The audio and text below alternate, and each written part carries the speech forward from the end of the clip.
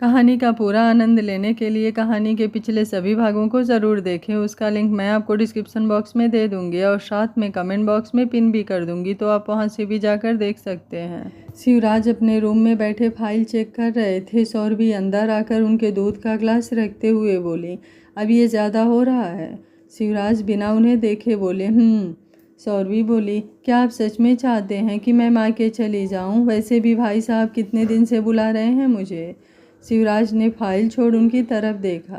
सौरभी बोली, ठीक है, मैं कल ही उन्हें बोल दे रही हूँ, वो आकर मुझे लेकर जा सकते हैं। वैसे भी जब इस घर में मेरी कोई ज़रूरत नहीं है तो मुझे नहीं रहना है यहाँ पर। शिवराज बोले, ये क्या बोल रही हैं, और किसने कहा कि इस घर में आपकी कोई ज़रूरत नहीं है? सौरभी बोली, कहने की क्या ज़रूरत है, दिख रहा है मुझे। बोल गुस्से में अपने कपड़े लेकर बाथरूम में चली गई। शिवराज फाइल टेबल पर रखते हुए कुछ सोचने लगे। दूसरे दिन सुबह 6 बजे हरिद्वार। वियान गंगा आरती होने के बाद अभी भी वहीं पानी को बैठा देख रहा था, जो लगातार एक ही धारा में तेजी से बहता हुआ जा रहा था। लोग आ रहे थे, जा रहे थे, लेकिन वो वैसे ही बैठा हुआ सामने देखे जा रहा था। दादाजी उसके कंधे पर हाथ रखते हुए बोले, वियान। वियान ने अब आंखें बंद कर लिया। दादाजी उसके पास बैठते हुए, तो क्या सोचा है? अब तक तो मैंने वही किया जो तुमने कहा, और अब लगभग में 1 हफ्ते होने वाले हैं। वियान चेहरे पर हाथ फेरते हुए, मुझे उस भागती दुनिया से थोड़ा सुकून चाहिए दादू, और मुझे लगता है वो सुकून मुझे यहीं मिल सकता है। आप जाना चाहे तो जा सकते हैं, मैं कुछ दिन और यहीं रुकूंगा, जब तक मेरा दिल दिमाग एक सही निर्णय लेने के काबिल ना बन जाए। इस बार वियान राजवंश ना किसी के साथ कोई ज़बरदस्ती करेगा, ना रिक्वेस्ट। बोल उठकर बिना दादाजी को देखे आगे बढ़ गया। 10 दिन बाद हरिद्वार। सुबह सूरज निकलने से पहले घंटी की और आरती की आवाज़ कानों में गूंजने लगी तो वियान उठकर बैठ गया। बाल और दाढ़ी बढ़ गई थी, जिसे देखकर लग रहा था उसने जब से यहाँ आया है तब से उसे वैसे ही छोड़ा हुआ है। आज उसे यहाँ आए पूरे 15 दिन हो गए, और कितनी ही बार मन में विचार आया कि वो वापस लौट जाए, लेकिन फिर मन को रोक लेता। जिसे शिद्दत से चाहा और पा भी लिया, उसने उसे चाहा ही नहीं। और जैसे कियारा के बारे में सोचता, एक बार फिर से दिमाग में मुंबई वापस जाने का ख्याल खत्म हो जाता। सोचते हुए उठकर बाथरूम में चला गया। कुछ देर बाद फ्रेश हुआ, नाश्ता किया और ऑनलाइन मीटिंग अटेंड करने लगा।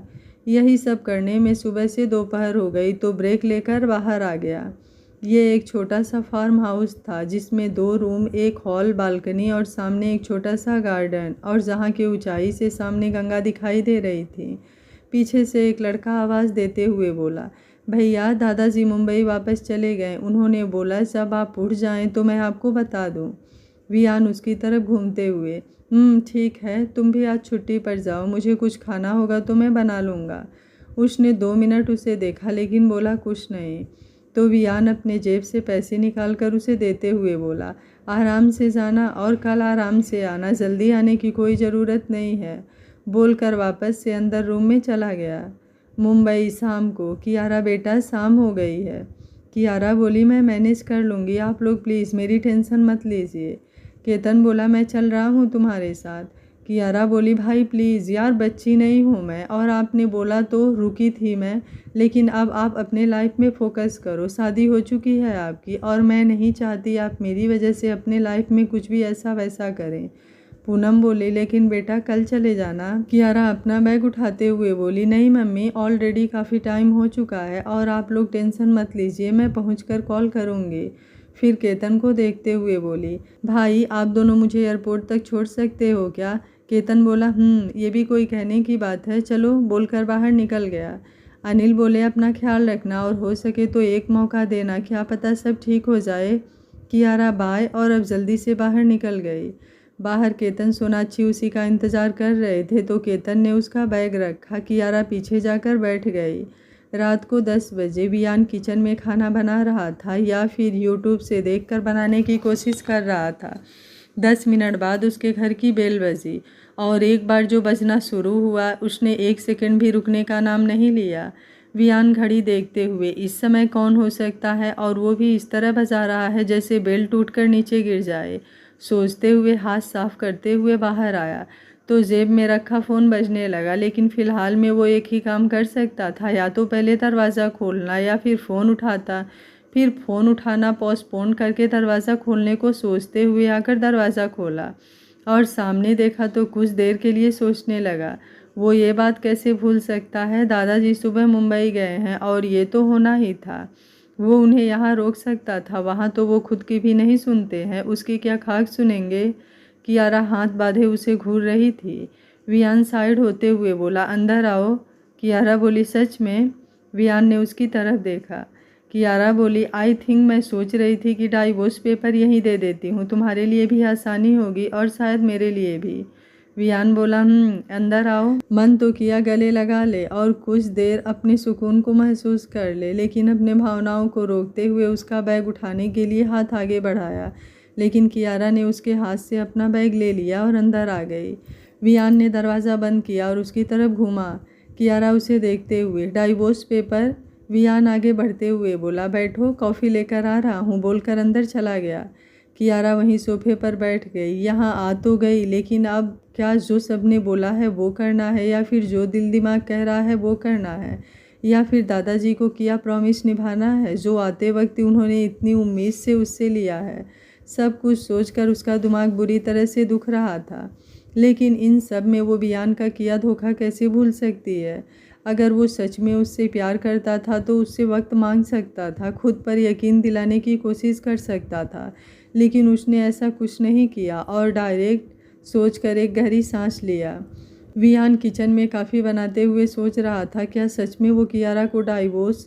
सोचकर सर झटकते हुए काफ़ी बनाने लगा। फ़िलहाल में वो इस बारे में बिल्कुल नहीं सोचना चाहता, तो इस बात को पूरी तरह इग्नोर किया, ऐसे लगा जैसे कुछ हुआ ही नहीं। कुछ देर बाद वियान काफ़ी टेबल पर रखकर उसके सामने बैठ गया। उसके बैठने के अंदाज में ही आज पहले वाला कॉन्फिडेंस था। कियारा बोली, आई थिंक तुम टाइम वेस्ट कर रहे हो। वियान काफ़ी की तरफ इशारा करते हुए अपना कप लेकर एक सिप पीते हुए बोला, चेक करके बताओ कैसी बनी है। कियारा ने काफ़ी की तरफ देखा और अब बिना कुछ बोले कॉफ़ी पीने लगी। घर में शांति थी, बस कुछ कुछ देर पर बाहर से कुछ आवाज़ें आ रही थी। वियान उसे देखने लगा। आज पूरे 15 दिन बाद उसे देख रहा था। इन 15 दिनों में कितना कुछ बदलने को सोचा, कितनी बार मन हुआ यहाँ से सब कुछ छोड़कर ऐसी कहीं जगह चला जाए जहाँ से कभी आए ही नहीं। लेकिन सच में किसी ने सच ही कहा है, जिसे शिद्दत से चाहो उसे छोड़ पाना इतना भी आसान नहीं होता। और एक उम्मीद से वो हर बार यही सोचता है, क्या पता इस बार वो मेरी हो जाए, भले ही उसे पाने के लिए अगर साम दाम दंड भेद भी लगाना पड़े तो। कभी कभी इंसान वो भी करने को तैयार हो जाता है, जैसा कि उसने कुछ देर पहले अप्लाई किया, काफ़ी में नींद की गोली डालकर। कियारा ने अब आधा काफ़ी पीकर कप टेबल पर रख दिया, क्योंकि अब उसका सर बुरी तरह से घूम रहा था, तो सर पर हाथ रख लिया। अचानक से ये क्या हो रहा है? अभी कुछ देर पहले तो ठीक था, कहीं इतना यात्रा करने की वजह से तो नहीं हो रहा है ये सब। वियान उसे देखते हुए बोला, क्या हुआ? कियारा उठते हुए, वाशरूम। वियान ने आश्रूम की तरफ इशारा किया तो वो बिना एक सेकंड रुके अंदर चली गई। वियान रूम के बाहर चक्कर काटते हुए खुद से बोला, सॉरी, मैं जानता हूँ ये गलत है, लेकिन ये ज़रूरी था तुम्हारे दिमाग को शांत करने का, और आगे क्या करना है सोचने के लिए मुझे थोड़ा और टाइम चाहिए। 10 मिनट बाद कियारा बाहर आई तो उसकी आंखें लगभग बंद हो रही थी। उसने मजबूती से दरवाजे को पकड़ा हुआ था। चेहरे पर शायद पानी डाला था, इसलिए पूरा चेहरा भीगा हुआ था। वियान आगे बढ़कर उसे पकड़ते हुए बोला, तुम ठीक हो? कियारा उसके कंधे पर हाथ रखकर ज़बरदस्ती अपनी आंखें खोलते हुए, कॉफ़ी में क्या डाला था तुमने? वियान नज़रें चुराते हुए, कुछ नहीं। कियारा उसे देखते हुए बोली, सच में? वियान अब उसे देखने लगा। कियारा बोली, एक डॉक्टर से झूठ नहीं बोलते, समझे? वियान बोला, आई एम सॉरी, लेकिन तुम जानती थी तो पीने की क्या ज़रूरत थी? कियारा बस उसे ज़बरदस्ती आंखें खोलकर देखने की कोशिश कर रही थी और आंखें भारी हो रही थी। वियान बोला, कियारा की आंखें अब बंद होने लगी, तो जिसे वो चाहकर भी नहीं खोल पा रही थी, तो कुछ देर में उसकी बाहों में झूल गई। वियान उसके चेहरे को हाथ में लेते हुए, कियारा आंखें खोलो, लेकिन अब वो पूरी तरह से नींद की आगोश में जा चुकी थी। वियान ने एक नज़र उसे देखा और बेड पर लाकर सुलाते हुए उसका सर प्यार से चूमकर उसके पास ही बैठ गया। सोते हुए वो जितनी मासूम लग रही थी, उसे पता था कल उठने के बाद वो पक्का ही उसका सर फोड़ेगी, इसलिए एक गहरी सांस लेकर बाहर निकल गया।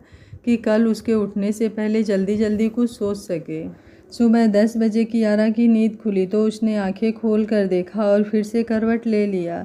आज लगा कितने दिन बाद वो इतनी गहरी नींद में सोई थी, तो क्या हुआ क्या नहीं कुछ याद ही नहीं रहा। 10 मिनट बाद उसका फ़ोन बजा तो वैसे ही टेबल से फ़ोन उठाकर कान के पास लगाते हुए बोली, हेलो। सोनाक्षी बोली, ये सही है, बियान के मिलते ही दोस्त को भूल गई। यही होता है भाई, और लोग कहते हैं उन्हें कोई फ़र्क ही नहीं पड़ता। अरे अच्छे अच्छों को इस प्यार मोहब्बत में पागल होते हुए देखा है मैंने, तो तुम किस खेत की मूली हो।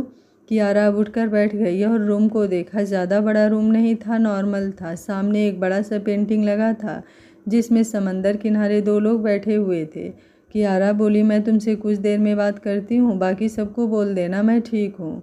सोनाक्षी बोली, हाँ हाँ पता है तुम ठीक हो और ठीक जगह पहुँच चुकी हो, तो अब मुझे क्या, बाकी किसी को भी टेंशन लेने की कोई ज़रूरत नहीं है, क्योंकि जिसकी टेंशन बढ़ने वाली है उसके सर पर ऑलरेडी तुम बैठी हुई हो। कियारा बिना कोई उसकी बात सुने फ़ोन काट कर बेड पर रखा और उठ गई। सर अभी भी भारी था तो सोचने लगी, कल अचानक से उसका सर क्यों घूम रहा था। कॉफ़ी में ऐसा क्या था जो उसे नींद आ गई। इसका मतलब वियान ने कॉफ़ी में सोचते हुए एक नज़र बेड को देखा, जिसे देखकर लग रहा था कि वो बेड पर अकेले सोई थी। तो बाहर आई, हाल में कोई नहीं था, किचन में भी कोई नहीं था। अब धीरे धीरे पूरा रूम ढूंढ लिया लेकिन वियान कहीं नहीं था। तो दरवाज़ा खोलकर बाहर आई। हल्की ठंड अभी भी थी। मुंबई और यहाँ में काफ़ी अंतर था। रात को उसने जैकेट डाला था और गुस्से की वजह से भी कुछ खास पता नहीं चला, लेकिन अब समझ आ रहा था कि सच में ठंड है। सोचते हुए बाहर आई, लेकिन जिसे वो ढूंढ रही थी वो कहाँ है। घर में भी इतनी शांति है कि जैसे वो रात भर घर पर था ही नहीं क्या। फिर से बिना उसे बताए कहीं चला गया, सोचकर आंखें बंद कर लिया। पीछे गार्डन से आवाज़ आई, आप उठ गईं? भाई ने बोला था आप उठे तो मैं आपका नाश्ता बना दूं। कियारा ने अब उसकी तरफ देखा, जहां उससे थोड़ी दूरी पर वही कोई 16-17 साल का लड़का था, जो उसके पास आते हुए बोला, मेरा नाम ऋषि है, मैं भाई के साथ रहता हूँ, उनके लिए खाना बनाता हूँ। कल उन्होंने जाने के लिए बोला तो चला गया था। आज उन्होंने फ़ोन करके बुलाया और बोला कि आप उठें तो मैं आपसे पूछकर आपके लिए नाश्ता बना दूँ, क्या खाएंगी आप। कियारा बोली, तुम पढ़ाई नहीं करते हो। ऋषि उसकी तरफ देखने लगा। कियारा बोली, पढ़ाई नहीं करते हो। ऋषि बोला, करता हूँ, अभी छुट्टियाँ चल रही है इसलिए यहाँ हूँ, मेरा स्कूल खुलेगा तो बाबा आ जाएंगे, अभी मैंने उनको आराम दिया है। कियारा बोली, वियान कहाँ है। ऋषि बोला, भाई आज किसी काम से बाहर गए हैं, लेकिन बोले हैं शाम तक आएंगे। कियारा अब एक गहरी सांस लेते हुए अंदर जाने लगी। ऋषि बोला, नाश्ते में क्या बनाऊँ। कियारा बोली, कुछ नहीं, घर जाओ, मैं खुद बना लूँगी। ऋषि बोला, लेकिन भाई ने कहा है। कियारा बिना कुछ बोले अंदर चली गई। उसे समझ आ रहा था वियान भागने की कोशिश कर रहा है उससे, लेकिन कब तक, और जब भागना था तब तो भागा नहीं, तो अब क्यों भाग रहा है। 1 घंटे बाद ऋषि ने 2-3 बार बोला नाश्ता बनाने के लिए, लेकिन कियारा खुद ही बनाने लगी। फिर भी ऋषि उसकी हेल्प कर रहा था और वो उसके और उसकी फैमिली के बारे में बात कर रही थी। कुछ देर में खाना बन गया तो दोनों ने मिलकर खाना बाहर टेबल पर लगा दिया। ऋषि बोला, आप सच में डॉक्टर हैं। कियारा बोली, क्यों।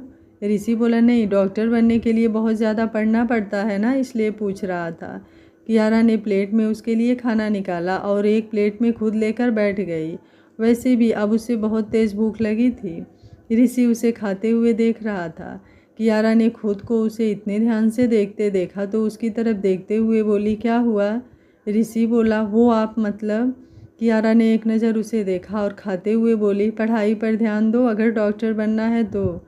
ऋषि बोला, बनना है ना, और भाई ने बोला है वो सारी फीस भर देंगे तो बाबा को परेशान भी नहीं होना पड़ेगा। कियारा बोली, फीस भरने से कुछ नहीं होगा, अगर तुम पढ़ाई नहीं करोगे तो। ऋषि ने सर हिलाकर हामी भर दिया। कुछ देर बाद कियारा बालकनी में खड़ी सामने देख रही थी। यहाँ से पहाड़ों के घर छोटे छोटे दिखाई दे रहे थे। ऐसा लग रहा है जैसे यहाँ के हवाओं में एक अजीब सा नशा घुला हुआ है। तो आंखें बंद करते हुए खुद से बोली, वियान राजवंश, भाग लो, मैं भी देखती हूँ कब तक भाग सकते हो तुम। सुबह से दोपहर, दोपहर से शाम, और अब शाम भी धीरे धीरे रात में बदल रही थी और उसी के साथ ठंड भी बढ़ने लगी। लेकिन वियान का अभी तक कोई पता नहीं था। कियारा वॉर्न फायर के सामने बैठी घड़ी देख रही थी जिसमें 8 बजने वाले थे। लेकिन वियान नहीं आया था। उसने ऋषि को भी उसके घर भेज दिया और अब घर में वो अकेली थी। रात 11 बजे वियान ने अपने पास रखे चाबी से दरवाज़ा खोला और एक गहरी सांस लेकर अंदर आया तो हाल में कियारा कुर्सी पर बैठे बैठे उसका इंतज़ार करते हुए शायद सो गई थी। सामने हल्के जलते बोर्न फायर में उसका चेहरा और भी ज़्यादा खूबसूरत लग रहा था। ऊपर से रेड शॉल जिसमें उसने खुद को लपेट रखा था, देखकर ही उसकी धड़कनें अपने कंट्रोल से बाहर हो चुकी थी। मन तो किया जाकर उसे सीने से लगा ले और बताए क्या हाल कर रखा है उसकी मौजूदगी ने उसका, लेकिन अगर उठ गई तो सोचकर आगे बढ़ने को हुआ, लेकिन फिर उसे ऐसे ही छोड़कर जा भी नहीं सकता। रात भर ऐसे बैठने से प्रॉब्लम हो सकती है, लेकिन उठ गई तो अजीब सी सिचुएशन बन चुकी थी और एक तरफ कुआं तो दूसरी तरफ खाई नजर आ रही थी। लेकिन चाहे अभी चाहे कल सामना तो करना ही है इस सिचुएशन का, सोचकर आगे बढ़ गया। वियान ने आगे बढ़कर उसका सॉल सही किया। तब तक कियारा ने आंखें खोल दिया। वियान को एक सेकंड के लिए लगा जैसे उसकी धड़कनें ही रुक गई। कियारा वैसे ही उसे देखे जा रही थी। बोर्न फायर में दोनों का चेहरा आमने सामने था, लेकिन वियान ने खुद कियारा के इतने नज़दीक देखा तो ऐसा लगा जैसे वो जल जाएगा उसके देखने से। तो जल्दी से उठते हुए बोला, रूम में जाकर सो जाओ, यहाँ ठंड ज़्यादा बढ़ जाती है रात को।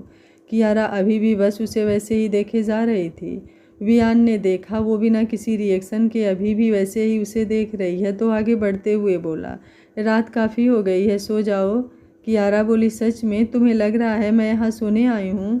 वियान अब रुक कर उसके चेहरे देखा तो वो उठकर उसके सामने खड़ी हो गई। चेहरे पर गुस्सा अभी भी साफ दिख रहा था। वियान बोला, देखो मैं आई थिंक हमें सुबह बात करनी चाहिए। कियारा बोली, वाह कितना अच्छा है ना तुम्हारा, हर वक्त बस खुद का करना, जब मर्जी बात करनी है, जब मर्जी बिना बताए गायब हो जाना है। जब तुम्हारा मन हुआ तुमने शादी किया और अगर मन भर जाए तो किसी के हाथे डाइवोर्स पेपर भिजवा दो, और फिर अगर गलती से वो तुमसे टकरा जाए और कोई सवाल करे तो उसे नींद की गोली खिला दो या फिर जहर। फिर एक सेकंड रुकते हुए बोली, कितना सही है ना वियान राजवंश, यू प्राउड योर सेल्फ कि आज तक जो भी तुमने किया बिल्कुल सही किया।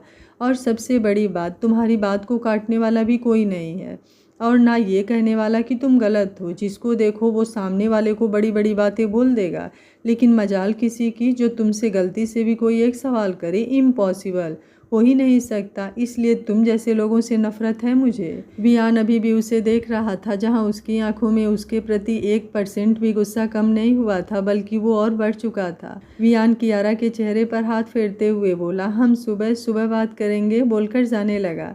कियारा गुस्से से उसे घूरते हुए, I think you are right, हम सुबह नहीं अब सीधे कोर्ट में बात करेंगे, वो भी जज के सामने। तुम्हें जो करना था वो किया तुमने, अब मुझे जो करना है वो मैं करूँगी। वियान ने रुककर उसे देखा। कियारा बोली, तुम्हारा घर तुम्हें मुबारक हो, मुझे यहाँ या फिर तुम्हारे साथ कहीं भी रहने में कोई इंटरेस्ट नहीं है, वरना कल को तुम्हें या फिर तुम्हारे किसी चाहने वाले को लगेगा मैं ये सब ड्रामा तुम्हारी प्रॉपर्टी के लिए कर रही हूँ, जिसमें मुझे 1% भी इंटरेस्ट नहीं है। बोल सामने रूम में चली गई। वियान ने अब जल्दी से अपने हाथ में पकड़ा बैग सोफे पर फेंका और उसके पीछे भागा। सच में ये उसकी बीवी है और ये कुछ भी कांड कर सकती है। पहले वो समझता था कि दुनिया का सबसे बड़ा ज़िद्दी वही है, लेकिन नहीं, जिस दिन से कियारा से मिला है उसकी 50% गलतफहमी दूर हो गई और उसके साथ कुछ दिन रहने के बाद 100% भी ख़त्म हो गई। और अब वो 100% से ज़्यादा हो उससे पहले कुछ भी करके उसे रोकना है, नहीं तो। कियारा अंदर आकर अपने बैग में 2-4 जो कपड़े बाहर थे भरने लगी। वियान जल्दी से आकर उसका हाथ पकड़ते हुए, ठीक है, ठीक है, हम अभी बात करेंगे, तुम्हें ये सब करने की कोई ज़रूरत नहीं है और ना ही कहीं जाने की। कियारा ने गुस्से से अपना हाथ छुड़ाना चाहा, लेकिन वियान की पकड़ टाइट थी, इसलिए नहीं छूटा। वियान बोला, रिलैक्स प्लीज़, मैं बात करने के लिए तैयार हूँ। मैंने नींद की गोली इसलिए डाली थी कि मैं बस चाहता था कि तुम कुछ देर आराम कर लो और हम आराम से बात कर सकें, तुम्हारा गुस्सा कुछ कम हो जाए। कियारा ने उसे देखा। वियान बोला, नाराज़ किस बात पर हो, तुम्हें छोड़कर आया इसलिए या फिर डाइवोर्स पेपर पर साइन किया इसलिए? कियारा बोली, किसी बात से नहीं, और नाराज़ होने वाला रिश्ता नहीं है हमारा, इसलिए गलतफहमी में रहने की कोई ज़रूरत नहीं है। वियान बोला, सच में अभी भी तुम्हें लगता है हमारे रिश्ते का कोई मतलब नहीं है? कियारा अपना हाथ छुड़ाते हुए, मुझसे बेहतर तुम इस बात को जानते हो। वियान उसे अपने पास खींचते हुए, नहीं जानता मैं। कियारा ने उसे देखा तो वो उसे ही देख रहा था। वियान बोला, हाँ नहीं जानता, लेकिन जानने की कोशिश किया, लेकिन अभी तक नहीं जान पाया। क्यों? धड़कनें तुम्हारे आसपास होने से बेचैन हो रही हैं। क्यों? तुम्हारी नाराज़गी भी अब नाराज़गी नहीं लगती। क्यों? जो नहीं करना चाहता हूँ वही बार बार कर रहा हूँ। क्यों? कभी ना झुकने वाला वियान राजवंश तुम्हें देखकर झुक जा रहा है। क्यों? यहाँ सुकून की तलाश में घूमने वाले हर किसी को सुकून मिल रहा है, सिवाय मेरे इस दिल के, जिसमें एक अजीब सी बेचैनी हो रही है। क्यों? तुम्हें देखकर ये दिल कह रहा है कि बोल एक गहरी सांस लेते हुए बोला, कुछ भी समझ नहीं आ रहा है। डॉक्टर हो ना, तो बताओ क्या है इन सब का इलाज। दे दो कोई ऐसी दवा जिससे सब कुछ आसान हो जाए, सब कुछ पहले जैसा हो जाए, जैसे मैं तुमसे कभी मिला ही नहीं। सोच कर आया था कि अपना ना सही कम से कम तुम्हें तो कुछ सुकून दे दूं, लेकिन शायद वो भी नहीं हुआ। ना तुम्हें सुकून दे पा रहा हूँ ना खुद को। ऐसा लग रहा है जैसे बोल उसे छोड़ दूसरी तरफ घूमते हुए बोला, जितना सब कुछ सुलझा रहा हूँ सब कुछ उतना ही उलझ रहा है। फिर भी तुम जाना चाहती हो तो? कियारा अभी भी उसे देखकर समझने की कोशिश कर रही थी। ये सब हकीकत है या फिर वो कोई सपना देख रही है, वो भी खुली आंखों से।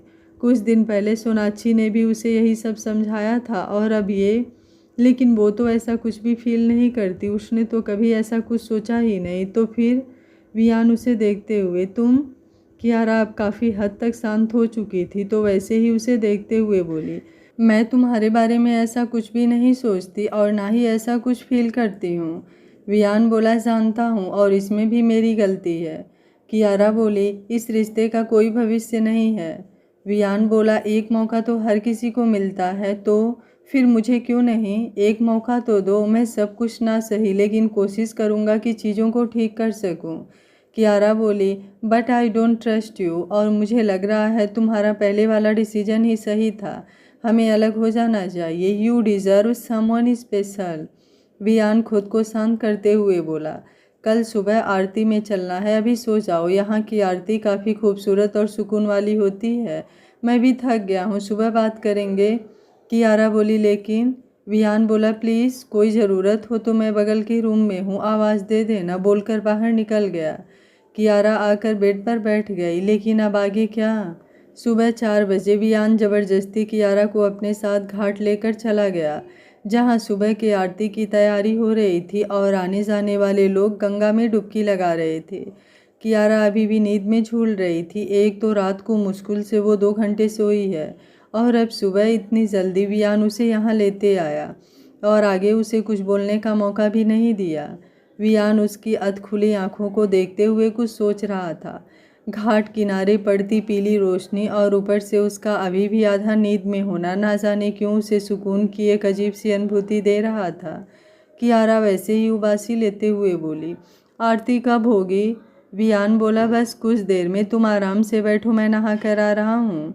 कियारा बोली, वाट, तुम इतनी ठंड में नहाने की क्या ज़रूरत है, वो भी ऐसे? पानी की इतनी तेज़ धारा है। वियान उसे देखते हुए बोला, कुछ नहीं होता है, और यहाँ नहाने से इंसान के सारे पाप धुल जाते हैं, तो क्या पता मेरे भी कुछ कम हो जाएं। कियारा उसे देखने लगी। वियान बोला, तुम आराम से बैठो, मैं आ रहा हूँ, बोल उसे छोड़कर आगे बढ़ गया। कियारा को अजीब लग रहा था, ये सब वो उसकी वजह से कर रहा है। क्या सच में वो उससे इतनी नफरत करती है? लेकिन उसने आगे ज़्यादा नहीं सोचा, क्योंकि आंखें अभी भी नींद से भारी हो रही थी। कुछ देर बाद लोगों के चहल पहल और घंटी आरती की आवाज़ से अब उसकी नींद उड़ गई। सब लोग एक दूसरे के साथ मस्त होकर भक्ति में लीन थे। उसने इधर उधर देखा, लेकिन वियान कहीं नहीं दिखा। अभी कुछ देर पहले तो बोलकर गया था यहीं सामने जा रहा है, तो अभी अभी कहाँ गायब हो गया?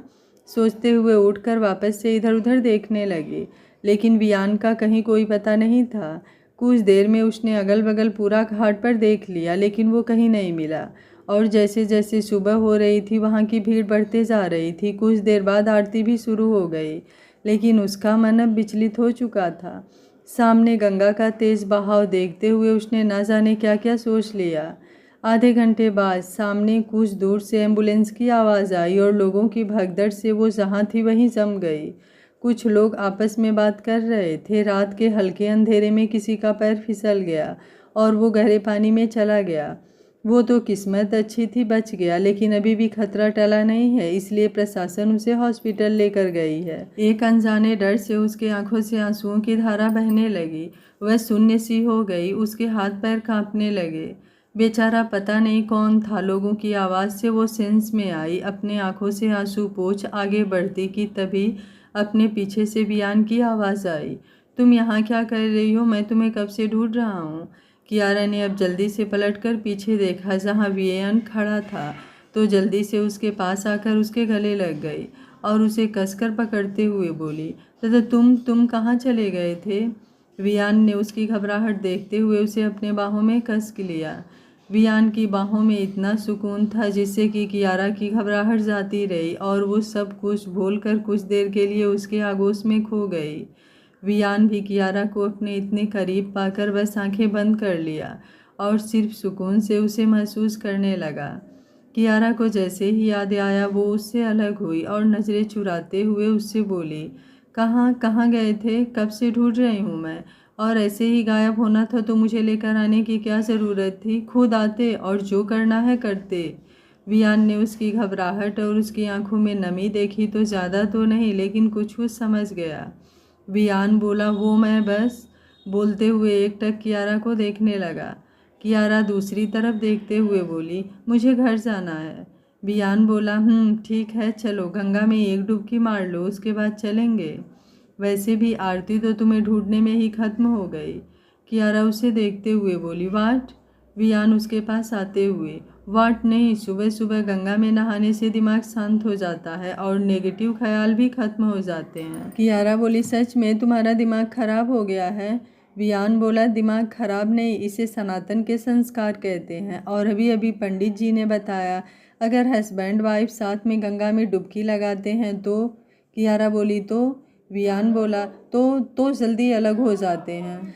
कियारा बोली, तो? वियान बोला, तो जल्दी अलग हो जाते हैं, और तुम तो यही चाहती हो, तो अब बस एक डुबकी और तुम्हें मुझसे हमेशा के लिए मुक्ति। जैसे गंगा में नहाने से पाप से मुक्ति, वैसे ही यहाँ नहाने से तुम्हें मुझसे मुक्ति। कियारा सामने बहते पानी को देखते हुए बोली, कुछ भी बकवास मत करो, मैं नहीं मानती ये सब। वियान बोला, मतलब तुम मुझसे अलग नहीं होना चाहती? ओके, समझ गया मैं, बस तुम मजाक कर रही थी, यू लव मी, है ना? वियान बोला, मतलब तुम मुझसे अलग नहीं होना चाहती? ओके, समझ गया मैं, तुम बस मजाक कर रही थी, यू लव मी। कियारा उसे घूरने लगी। वियान बोला, अब तुमने ही तो बोला है तो मैं तो यही समझूंगा ना। वैसे भी नफ़रत में मोहब्बत छुपी हुई होती है और ना में हाँ, और अगर इस बात को तुम झुठलाना चाहती हो तो मेरे साथ, बाकी तुम्हारी मर्जी, मैं समझ जाऊंगा कि तुम। कियारा बोली, मेरे पास कपड़े नहीं हैं। वियान बोला, डोंट वरी, मैं अरेंज करवा दूंगा। कियारा बोली, कोई ज़रूरत नहीं है परेशान होने की, मैं घर चली जाती हूँ। वियान बोला, मतलब मैं समझूं कि तुम। कियारा खींचते हुए बोली, ओके चलो। वियान बोला, आर यू श्योर? तुम सच में मुझसे मुक्ति पाने के लिए ये सब कर रही हो? कियारा गुस्से में आगे बढ़ गई। वियान जल्दी से उसके पीछे दौड़ते हुए, आराम से मिसेज राजवंश, इतनी भी क्या जल्दी है, थोड़ा तो सब्र कर लीजिए। कियारा ने जैसे ही आगे बढ़कर पानी में एक पैर डाला, वापस से जल्दी से ऊपर आ गई और जल्दबाजी में वियान का हाथ पकड़ लिया। सुबह सुबह ये पानी कुछ ज़्यादा ही ठंडा था, ऊपर से उसने आज तक कभी ऐसा एक्सपेरिमेंट नहीं किया। वियान बोला, अगर तुम चाहो तो मैं तुम्हारी हेल्प कर सकता हूँ। कियारा उसका हाथ छोड़ते हुए, कोई ज़रूरत नहीं है। वियान बोला, सोच लो अगर। कियारा अब खुद को शांत करते हुए आगे बढ़ी। वियान जल्दी से उसका हाथ पकड़कर उसके साथ आगे बढ़ गया। कियारा ने वापस से एक पैर डाला और आंखें बंद करते हुए दूसरा पैर भी डाल दिया। वियान एक नज़र उसके चेहरे को देख ऊपर देखते हुए खुद से बड़बड़ाया, थैंक यू। कियारा धीरे धीरे आगे बढ़ रही थी। वियान एक नज़र उसके चेहरे को देखकर ऊपर देखते हुए खुद से बड़बड़ाया, थैंक यू महादेव। कियारा धीरे धीरे आगे बढ़ रही थी। इस समय बस उसे किसी तरह वियान को गलत साबित करना था, इसलिए बाकी क्या सच है क्या झूठ वो सब कुछ भूल गई। 10 मिनट काफ़ी मेहनत करने के बाद कियारा ने आखिरी बार वियान को देखा कि क्या पता वो अभी भी उसे रोक दे। वैसे भी अब उसके पैर पानी के अंदर बुरी तरह से कांप रहे थे, जिसे वियान अच्छे से महसूस कर रहा था, लेकिन उसे फ़िलहाल के लिए इससे कोई मतलब नहीं था। फ़िलहाल में उसे जो करना था वो 90% कर चुका था और 10% और बाकी था। कियारा बोली, तुम सच में चाहते हो? वियान बोला मैं नहीं चाहता, तुम अलग होना चाहती हो। कियारा बोली मैं इसमें नहाने की बात बोल रही हूँ बेवकूफ़ इंसान। वियान बोला अलग होना है तो करना तो पड़ेगा। कियारा बोली और अगर मैं डूब गई तो? वियान बोला मेरी आंखों में तो आज तक नहीं डूबी, मुझे यकीन है इसमें भी नहीं डूबोगी। कियारा अब एक गहरी सांस लेकर सर पानी के नीचे किया तो ठंडे पानी से दिमाग सुन्न हो गया। वो कहाँ है कहाँ नहीं, 2 मिनट के लिए उसके सेंसेस काम करना जैसे बंद कर चुके थे। तभी वियान उसके साथ डूबते हुए देखा, वो कोई हरकत नहीं कर रही है तो उसे लेकर बाहर निकल गया। कियारा अब ठंड से बुरी तरह से कांप रही थी, ऊपर से यहाँ की ठंडी हवा किसी के भी इंद्रियों को जगाने के लिए काफ़ी थी। वियान उसके नीले पड़ते होठों को देखते हुए बोला तुम तो एक बार में ही हार मान गई, बाकी लोगों को देखो 10-10 बार डूब रहे हैं। कियारा ने आंखें खोल उसे देखा, जहाँ वियान बिना कपड़ों के उसे देखकर ऐसा लग रहा था जैसे उसे इन सब से कोई फर्क ही नहीं पड़ रहा है। और एक वो है जो एक बार में ही अब बिना उसके सहारे खड़ा होना मुश्किल हो चुका था। उसके हाथ वियान के हाथ पर और ज़्यादा कस गए। वियान बोला चलो अब साथ में करेंगे। कियारा बोली मुझे मुझे नहीं करना। वियान बोला ऐसे कैसे? कियारा बोली मैंने बोला ना आई कांट। वियान बोला मतलब? कियारा बोली अगर तुमने वापस से जिद किया ना तो? वियान बोला ओके चलो चेंज करो। कियारा बोली मेरे पैर नहीं उठ रहे हैं। वियान ने अब उसे गोद में उठाया और बाहर लाकर छोड़ते हुए सामने एक लड़की को इशारा किया तो वो आकर उसे कपड़े दे गई। वियान बोला लो चेंज करो, तब तक मैं तुम्हारे हिस्से का भी पूरा करके आ रहा हूँ। कियारा ने उसे देखा, फिर जल्दी से कपड़े लिया और चेंज करने चली गई और वियान वापस नदी में। आधे घंटे बाद वियान गाड़ी चला रहा था और कियारा अपनी सीट पर खुद को ढककर बैठी थी। वियान बोला रिलैक्स, कुछ देर में सब ठीक हो जाएगा और तुमसे छोटे छोटे बच्चे 1-1 घंटे पानी में डूबते हैं और तुम? कियारा बोली तुमने ये सब जानबूझकर किया है ना? वियान बोला बिल्कुल नहीं, वो तो तुम्हें ही जल्दी थी मुझसे छुटकारा पाने की। कियारा बोली झूठ मत बोलो। वियान ने उसे देखा और गाड़ी को एक ढाबे पर रोकते हुए बोला चलो चाय पिलाता हूँ, उसके बाद सारी ठंड भाग जाएगी। कियारा बोली मुझे बाहर नहीं जाना। वियान बाहर निकलकर उसकी तरफ का दरवाज़ा खोला, लेकिन कियारा बाहर नहीं आई तो आगे बढ़कर वैसे ही उसे गोद में उठाते हुए बोला एक बार अगर तुमने यहाँ का चाय पी लिया ना तो सब कुछ भूल जाओगी। कियारा ने ना चाहते हुए भी उसके गले में अपना हाथ डाल दिया। मन तो किया उसके सीने से लग जाए और इस ठंड से थोड़ी राहत पा ले, लेकिन फिर कुछ सोचकर सर झटक लिया। वियान उसे बाहर चारपाई पर बैठाकर 2 चाय का ऑर्डर देते हुए आराम से उसके सामने बैठ गया। कियारा अगल बगल देख रही थी, जहाँ अभी भी पहाड़ों की वजह से अच्छा खासा कोहरा फैला हुआ था। लोग स्वेटर और गर्म कपड़ों में थोड़ा बहुत घूम रहे थे और वियान एक सिंगल शर्ट पहने हुआ था। क्या उसे ठंड नहीं लग रही है? चाय वाले ने दोनों को एक एक कुल्हड़ पकड़ा दिया और वापस से चला गया। वियान ने एक नज़र उसे देखा और चाय पीने का इशारा करते हुए आराम से अपनी चाय एंजॉय करने लगा और कियारा उसे देखकर कुछ सोचते हुए जैसे पहली सिप लिया जीभ जल गई। वियान जल्दी से उसका कुल्हड़ लेते हुए आराम से बोला था ना फूंक कर पियो, जल्दी किस बात की है? बोल उसकी चाय फूंक कर ठंडा करते हुए बोला लो और अब आराम से। कियारा ने बिना कुछ बोले उसके हाथ से कुल्हड़ ले लिया और अब आराम से चाय पीने लगी। वियान ने अब उसे देखा तो फिर कुछ सोचकर उसके चेहरे पर स्माइल आ गई तो उठकर ढाबे के अंदर चला गया। कियारा घर आई तो चीख चीख कर उसकी हालत ख़राब थी, सर और गले में दर्द, आंखें लाल हो चुकी थी और ये सब सुबह सुबह ठंडे पानी का असर था। वियान किचन से उसके लिए गर्म सूप बनाकर लाते हुए बोला लो जल्दी से पी लो, कुछ देर में सब ठीक हो जाएगा। कियारा ने कुछ बोलना चाहा, लेकिन गले और सर दर्द से अब उसने कुछ नहीं बोला। वियान उसके सामने बैठते हुए मुँह खोलो मैं पिला दे रहा हूँ। कियारा अब बिना मुंह खोले दूसरी तरफ देखने लगी। ये सब उसी की वजह से हो रहा है, ना वो उससे वो सब कुछ बोलता और ना ये सब होता। वियान उसे देखते हुए गाली देना है, ठीक होकर दे देना, चलो मुंह खोलो। कियारा बोली कोई ज़रूरत नहीं है, मैं खुद से पी लूँगी। बोल वापस से छींकने लगी। 2 मिनट बाद वियान बोला मिसेस राजवंश मुँह खोलिए। कियारा उसे घूर रही थी। वियान बोला मुँह खोलो। कियारा बोली मैं?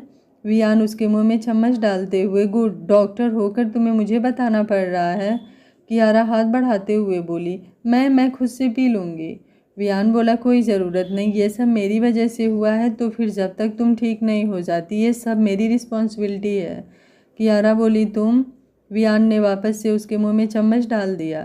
कियारा आंखें बंद करते हुए खुद से बोली, ये बंदा उसे टॉर्चर कर रहा है, आखिर चाहता क्या है?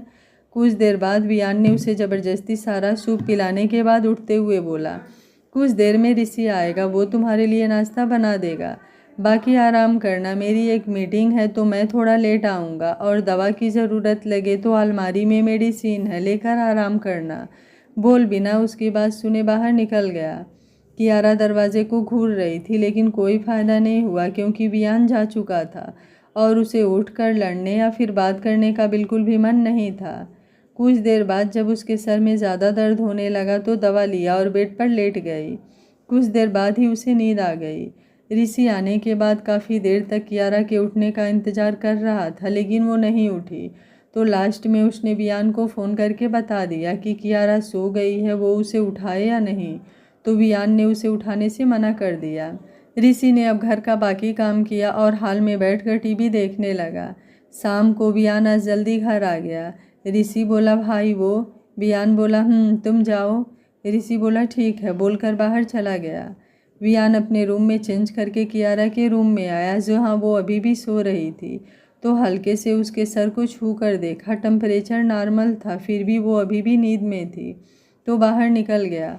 10 मिनट बाद कियारा को वियान की आवाज़ आई तो आंखें खोल कर देखा, वियान उसके जस्ट सामने था।